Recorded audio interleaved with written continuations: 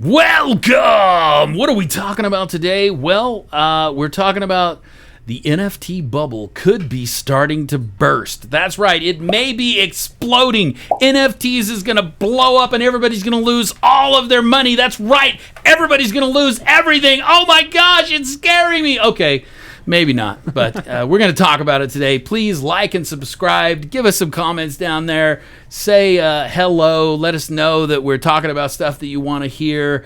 And if we get 100 likes, Ryan will... What am I doing? He'll shave his head bald. Whoa! Gosh, that as much. He'll shave his back. Let's say that. He'll shave his back on national... I will grow back braids.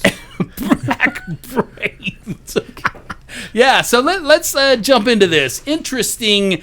I think we've been hearing this bubble thing a lot, right, guys? Yeah. Everybody loves to talk about the bubble when everybody's making lots of money and life is beautiful. Saying it's a tulip festival. Yes. Look at this. Oh, there's money everywhere. You just buy an NFT and you turn around and sell it for 10 times as much as you bought it. Mm-hmm. It's a beautiful life. Is that changing? Is it going to blow up? Yeah. What's the article saying? I mean, I have a lot of opinions on this, but bubble pop is sort of the header, and that's what I mean. Everybody looks at. I'll admit, I've been that guy that has looked at Bitcoin and other crypto and said, "Yeah, this is so silly." But now it's been long enough that I've seen how things go. NFTs are really interesting because it's not about every single NFT on average. It's about a particular set of NFTs and why those NFTs are valuable. And so I think that is definitely something to take into consideration. But numbers don't lie. So here it says that it dropped. And I want you to look at this. It's the average trading value. Average Trading value of NFTs has dropped, and it's dropped from 6,900 down to 2,000. And is that in a year? Did that say in a year or what? It's just saying drop. Beginning of the year to under. Since the beginning of the year. Yeah. But also real quick on that is that the beginning of the year had the most trading volume. The first month of this year had the more trading volume than last 7 months of last year. So comparing the data from the first month that was just rock solid in volume to, the next couple months where everything's kind of cooling down, I think there's a reason that this article is so spooky is because it based it off the highest grossing month for NFTs in general. Well, so again, to me, it's interesting because NFTs, as they're becoming more popular and people are rushing to make them, I've heard so many people say, "I'm going to make it. I just threw up a batch of NFTs to see what would happen." That is not how that's not good. Anything works. Yeah. It works. It just doesn't sell. Yeah. It has no volume. You'll splatter the market with crap stuff that nobody's going to buy. But so it's one thing to say, hey, I'm going to be printing my own. I'm going to be printing dollar bills because I heard there's money in dollar bills. NFTs don't work that way. You have to create value. Like, what is the value behind the NFT? And so this number of average value is, in my opinion, pretty diluted with all of the projects that are jumping into open seas. And so I don't actually think that's a good way to look at it. And it's not really showing that means there's going to be a burst. Right. Yeah. Because what does that mean? If there are great projects out there doing amazing stuff and people are following them, they're going to be worth something. Oh, yeah. And they'll always be worth something. So I think this bubble bursty thing is a nice clickbaity thing for people to say, but I mean it's going to go up and down. People tell me, "Oh my gosh, that Bitcoin." When I was in Bitcoin many years ago, and they're like, "Oh, that's stupid. It's worthless." And then we had the first exchange failure. I can't remember what it was, and it went from $1,100. Yeah, it went from $1,100 of Bitcoin way down to under $100 a Bitcoin. Everybody's like, "Oh, that's crap." Yeah, that stuff is useless, worthless. Then it jumped up to 20 grand, and then it went down to 3 grand. Oh, it's over. This ride is over. It's stupid. Well, every time it jumps down, it goes back up, guys. That's how it works. NFTs are going to be exactly the same. It's not going anywhere. Yeah, and if you play your games right, when it does crash, that's when you get to make a shizload of money. Oh yeah, if you're buying the good If you're projects doing it right, that yes. actually have a good track record and that are still And building behind the scenes, even though everything's dropping. I mean, if you're purchasing these random projects hoping that they're gonna explode later on when they haven't even really built anything, then you're kind of playing with fire, and you probably will lose money. Your bubble will burst. Your wallet will burst. Yeah. So if you're buying in the downturn, you're gonna want to buy those good blue chip projects, is what everybody calls them in the space. Yeah, so as we kind of continue on here in the article, it's not every marketplace is affected the same. And I think that's, again, why NFTs are so interesting from other cryptocurrency or other crypto. You know, if we're comparing this to Bitcoin, it's not exactly the same thing in that you can actually create value for NFTs. You can choose which NFTs you purchase and Right. go for ones. In this case, Yacht Club's sales skyrocketed 59% over last week.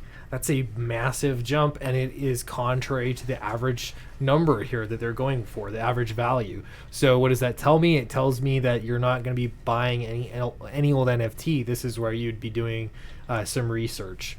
I just wanted to say, like, it seems like whatever the yacht club's doing is like they can't do anything wrong.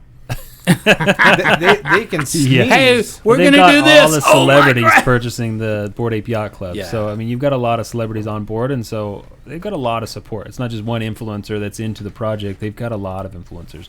But I mean, it shows here on this article that somebody sold their Bored Ape and lost $67,000 from its all-time high or whatnot. it's up here. And obviously that's because they sold. I mean, you could have a big uptick in the next couple of months because the bull run of NFTs continue, but this person sold at a loss, so they're the ones saying, "Oh, the bubble burst! Not I a lost all this sign. money." Yeah, not a sign of a bubble bursting. That's Yeah. ridiculous. This is it. Also, to me, raises the question of how do you measure NFTs and how healthy they are. That is the question. That's the golden question. Right. If we all knew how Nobody to do that, knows. we would be billionaires. It's measured with magic. Right, but you'd want to look at sales of, you'd want to look at value of a cross section of NFT projects that have been successful and have been around for a while to really sort of see, and that's why I don't think this average number is super helpful. And I've got a problem, unfortunately, with that. Yeah, What's let's hear happening it. or what I'm seeing is anybody that's successful,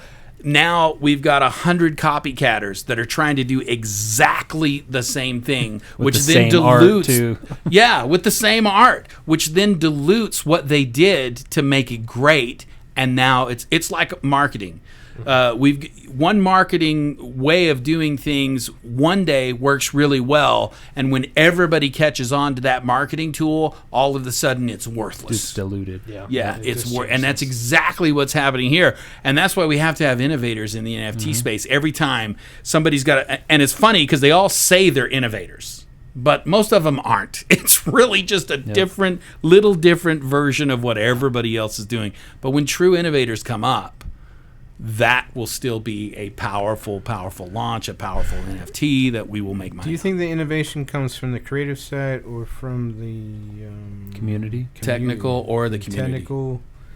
It's mostly, I think, going to be the creator side because they're the ones that head the project. They're the ones that had the gusto to create the project in the first place, and they're the ones that can create that new value that's in the space. I mean, the community can give suggestions, and I'm sure there's good suggestions that have come out of the community, but for the most part, the creator has to instigate that and build that community. To behind Be it. clear, though, before you no. say something, to be clear, the creator doesn't just mean the picture.